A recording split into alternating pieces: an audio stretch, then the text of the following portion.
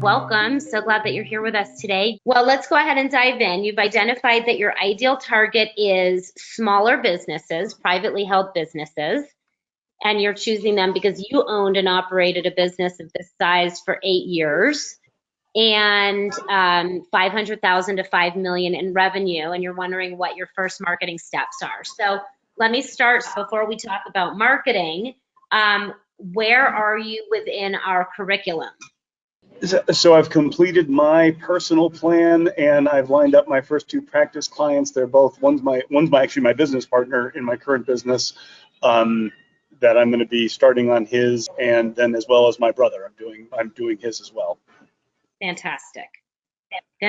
Okay, so in that case, my question for you is: are you going to join us in membership, or are you going to go it on your own? Because my I'm going to join you in membership. Yeah, I'm definitely doing membership.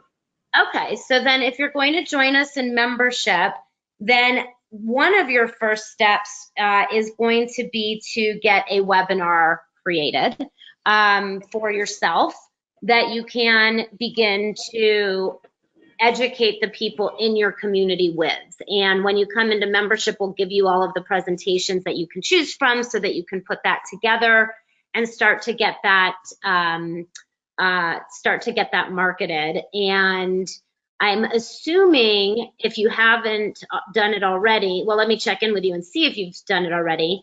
Have you already started to put together your database that you're going to be able to send out some, emails and letters to announce your existence? Yes, I put that all together, and I was thinking like really doing a lot of handwritten notes as well as the form letters, because I do a lot of handwritten notes to begin with, and I think they mean something. Okay, so okay, great. So the very first thing then, even before you do any of that, is that I'm going to want you to get clear, and maybe you already have because you're a business, you've had a business in the past, but I want you to get clear on exactly how many new clients you want to be serving consistently for the rest of the year. Are you clear on that number? Yeah, I mean, my number is between 4 and 5 a month. I'm starting off slowly with this. Yes. I want to grow the practice. I think it can scale very nicely, but I want to get my feet wet first. I've never done EP before, so I'm brand new.